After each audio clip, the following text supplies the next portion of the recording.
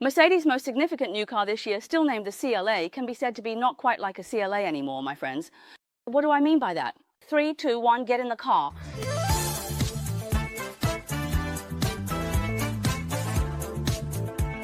First, the exterior. 2 sets of lights, one set being the continuous daytime running lights, along with the Mercedes large logo's daytime running lights. This time, the 3-pointed star really lights up your way, doesn't it? Now this set is in the new energy style, and there's another set, which is the traditional grille. The large Mercedes logo lights up along with many small Mercedes logos that can breathe, creating various flickering and light rain effects. This is the style of a traditional fuel car. Back when I was in Rome, I also interviewed its designer, Magna, and asked him why he liked this design. He said he still wanted to give Mercedes cars a face. He didn't like the faceless feeling. So now we see the CLA. I don't know if you like it, but the appearance of this car is still quite controversial to this day. You can share your thoughts in the comments so the design experts can hear our voices.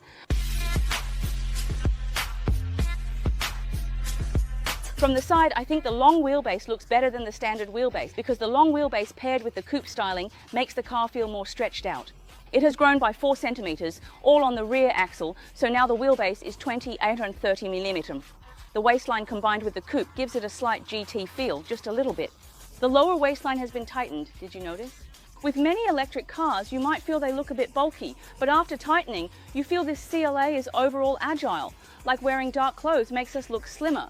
So what about wearing pink? Pink is delicate.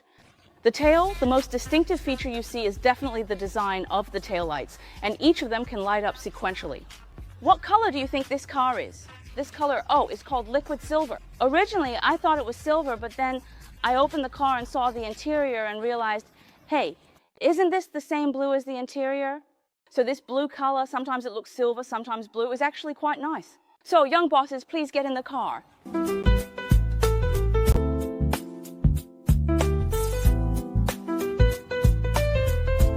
I want to start by asking you a question. Everyone is surely very familiar with the panoramic sunroof on new energy vehicles. The question is, which was the first Mercedes-Benz car to use a panoramic sunroof? Ta-da!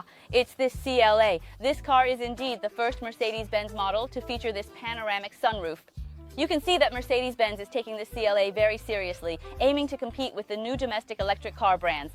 In fact, the interior design of this car is quite different from the current Mercedes-Benz models. There are 2 details. The first is the air conditioning vents, which are very classic, but now the design has changed to a different style. Also, the seat adjustment buttons on Mercedes-Benz cars, which everyone is familiar with, have now been redesigned with a curved shape.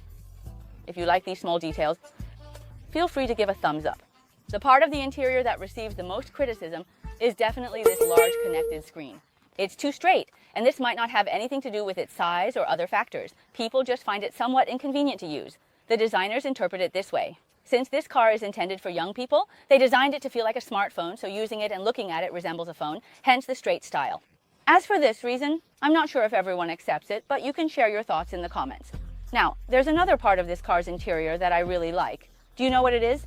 It's the material of this armrest. Can you guess what material it is? If anyone knows, you can write it in the comments. It's actually made from a bunch of fibers extracted from paper, which is the current material. However, it is fire resistant and can resist stains, so you don't have to worry about things like spilling coffee or vinegar. The dirt will stay on top of it. Don't you think that's pretty cool?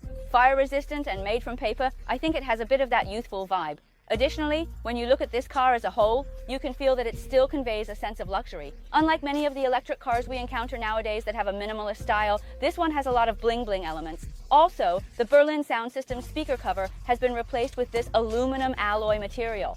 The 2 megabytes have also been replaced with this aluminum alloy material because this car is a Class A car. Making it like this indeed makes it appear quite high-end. And now the entire car system, for example, this map is actually the same as Mercedes now. It's a kind of 3D. I'll take you on an immersive tour. Let's take a stroll through the Forbidden City in Beijing. Gently, gently, gently. The entire thing has this 3D rendering effect. Then the Gaud map is also combined with this 3D effect, which is actually a big feature of Mercedes and indeed quite fun. The car system now also has a large model on board, meaning you can not only solve your car control functions, but you can also have conversations with it. Speaking of large models, everyone already knows what level it is. Finally, Mercedes cars can meet your needs for deep interaction, so the overall interior is in this style. What do you think? How many points would you give it? How powerful is this car? It offers pure electric plug-in hybrid and mild hybrid options. The mild hybrid is a 1.5T engine configured as a 48V mild hybrid. It has both pure fuel four-wheel drive and rear-wheel drive. The pure electric version uses an 85 kWh Li-ion battery on an 800V platform, and there might be a 58 kWh lithium iron phosphate battery version released later, which is interesting. That version should be cheaper. This car, end-to-end solution without a map. Mercedes can also do end-to-end now. I'm quite interested in this. And we definitely need to thoroughly test drive this car's intelligent driving capabilities later on. How does it compare to the current mainstream intelligent driving levels of new energy vehicles in our country? You can try to predict whether Mercedes' end-to-end solution will be far ahead. So, what about in Rome at that time? The CEO of Mercedes, Mr. Kang, was driving and I took a ride. Honestly, the roads in Rome were so bad that I suspected this country, lying on World Heritage, didn't even have a road certification department. However, the ride was still quite nice. So I'm really looking forward to test driving it. Once it's available for test drives in our country, I'll definitely share my experience with everyone as soon as possible. This car is based on the brand new MMA platform, which you can think of as the style of our current mainstream new energy vehicles. Both the hardware and software of this car can be updated via OTA. It is indeed Mercedes' most significant car of the year.